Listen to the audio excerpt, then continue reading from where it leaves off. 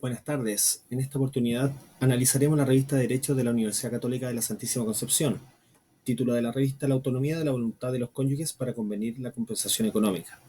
Autor: Claudio Daniel Bustos Carrasco. Fecha de publicación: 30 de junio del año 2023. Este análisis fue hecho exclusivamente para el ramo de Derecho de Familia, cuya profesora y docente es la señora María Paz Rebolledo, de la Universidad Miguel de Cervantes. Los autores de este análisis: Gisela Contreras y Felipe Guerra. La compensación económica, conceptualmente, podemos decir que es el conjunto de prestaciones, generalmente por la suma de dinero, que tiene derecho a recibir el cónyuge más débil a propósito del divorcio o nulidad de matrimonio, con el objeto de proporcionarle una asistencia o resarcimiento pecuniario por motivo de haberse dedicado a las labores del hogar o crianza, sea en instancia judicial o de mutuo acuerdo, la que deben constar por escritura pública o acta de avenimiento. Respecto a las características de la compensación económica, primeramente podemos mencionar que busca beneficiar al cónyuge más débil. La segunda característica es que genera un derecho de crédito o real, según sea su naturaleza de la prestación o del bien con que ha de hacerse el pago. La tercera característica, podemos señalar que solo procede entre cónyuges separados o anulados. La cuarta característica es que procede cualquiera sea el régimen de bienes con que hubiese existido entre los cónyuges. La quinta característica es que es renunciable. Sexta característica, se puede afirmar con cautela que es una mezcla entre la prestación de alimento y indemnizatoria. En séptimo lugar, podemos decir que tiene una duración determinada, eso quiere decir que no es indefinida en el tiempo. La octava característica es que no admite revisión posterior, y como novena y última característica es que no constituye renta para efectos tributarios. Introductoriamente, señalaremos que en el presente trabajo se examina la naturaleza de la compensación económica para resolver el alcance que tiene la autonomía de la voluntad en el pacto de compensación económica. Puede pactarse con modalidades de pago y también como una renta vitalicia en favor del beneficiario. Desde la entrada en vigencia de la Ley de Matrimonio Civil, la Ley número 19.947, en el año 2004, esta ha tenido múltiples estudios relevantes para explicar la compensación económica.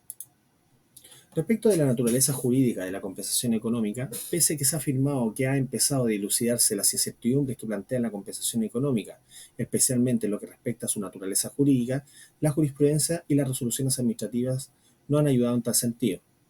Es uno de los aspectos más controversiales tras la incorporación a nuestro ordenamiento jurídico de la institución de la compensación económica. Fue la determinación de su naturaleza jurídica, discusión que motivó decenas de estudios en torno a este tema. En este contexto, solo principalmente son tres las tesis que se han planteado sobre esta naturaleza jurídica. La primera tesis es la naturaleza jurídica alimenticia, la segunda tesis, la naturaleza jurídica indemnizatoria, y la tercera tesis es la naturaleza propia o sui generis. Respecto de la primera tesis, que es la naturaleza jurídica alimenticia de la compensación económica, esta defendía que se estaba en presencia de alimentos especialmente porque las cuotas en las que se divide, conforme al artículo 66, se consideran alimentos para efecto de su cumplimiento. Por otro lado, porque para determinar la cuantía de la compensación económica, algunos criterios que implican modo de subsistencia, tales como la situación patrimonial de los cónyuges, entre otros, ha obligado a que esta tesis ha sido abandonada hoy en día. La segunda tesis, que es la naturaleza jurídica resarcitoria de la compensación económica, una parte de la doctrina nacional sostiene, sobre la base de los propios términos empleados por el legislador, compensar, y el término el menoscabo económico, ha sostenido la vinculación de esta institución con la noción de indemnización, atribuyéndole una naturaleza jurídica reparatoria. La tercera y última tesis, que es la naturaleza jurídica propia sui generis de la compensación económica, la jurisprudencia ha reconocido que la institución de compensación económica incorporada en la Ley de Matrimonio Civil a las relaciones de los cónyuges no tiene naturaleza de una pensión alimenticia porque no está destinada a habilitar al alimentario para subsistir modestamente de un modo correspondiente a su posición social, como tampoco es una indemnización de prejuicios porque no representa la suma cantidad dineraria para resarcir el prejuicio ocasionado.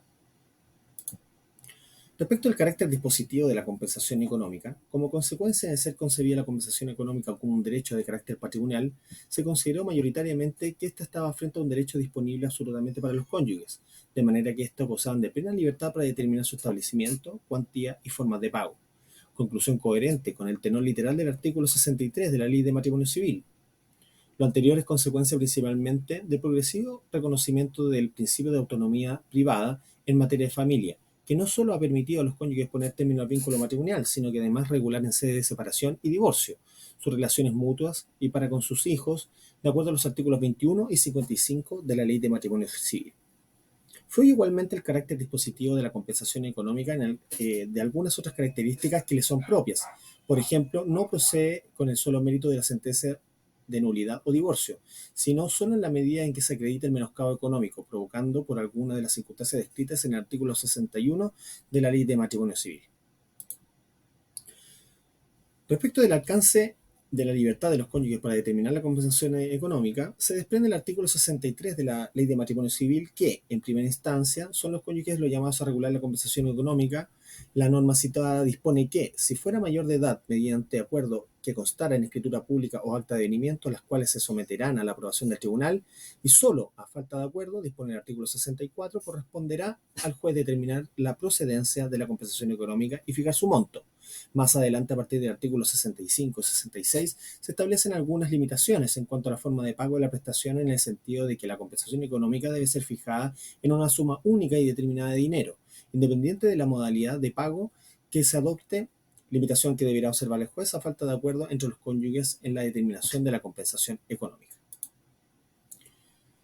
Respecto de la compensación económica como una renta vitalicia, como se señala en la doctrina y jurisprudencia nacional, inicialmente se advirtió mayores inconvenientes en admitir que los cónyuges pudieran pactar una pensión vitalicia a título de compensación económica, atendido el carácter patrimonial de la misma y entendido que las limitaciones de los artículos 65 y 66 de la Ley de Matrimonio Civil, donde solo alcanzaba al juez y no a los cónyuges, como se precisó, por lo tanto, fijar un monto global de compensación económica y luego dividirla en cuotas como en especie de renta vitalicia atendida a las expectativas de vida del cónyuge beneficiario es un serio inconveniente adicional, porque no por ello dejamos de estar ante una prestación aleatoria. Nunca tendremos la certeza de los años de vida que tendrá el cónyuge acreedor.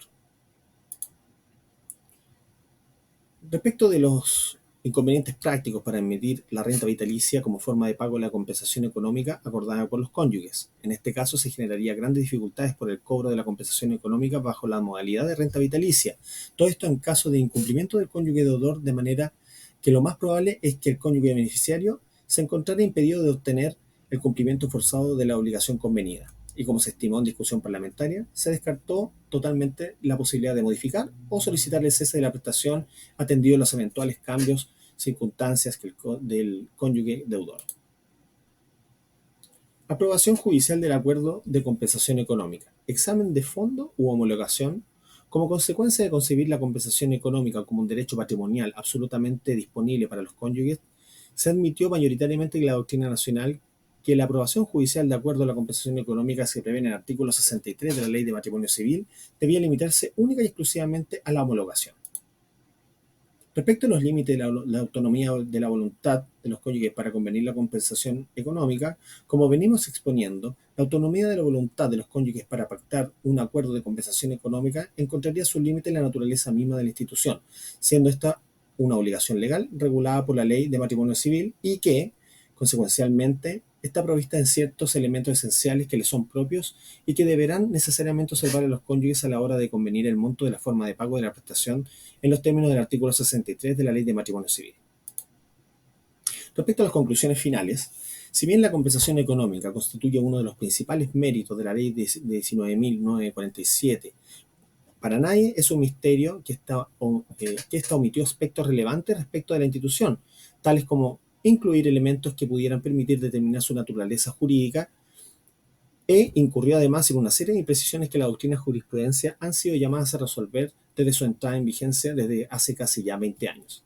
En este contexto, que a partir del tenor del artículo 63 de la Ley de Matrimonio Civil y la progresiva admisión de la autonomía privada del derecho a familia, se estimó inicialmente, sin reparos, que siendo la compensación económica un derecho patrimonial, era esta absolutamente disponible para los cónyuges, de manera que estos podían libremente, entre otras cosas, determinar la procedencia, montos y formas de pago.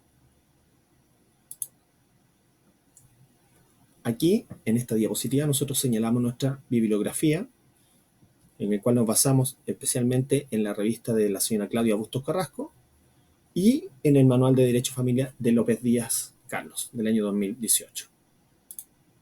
Eso sería todo. Muchas gracias.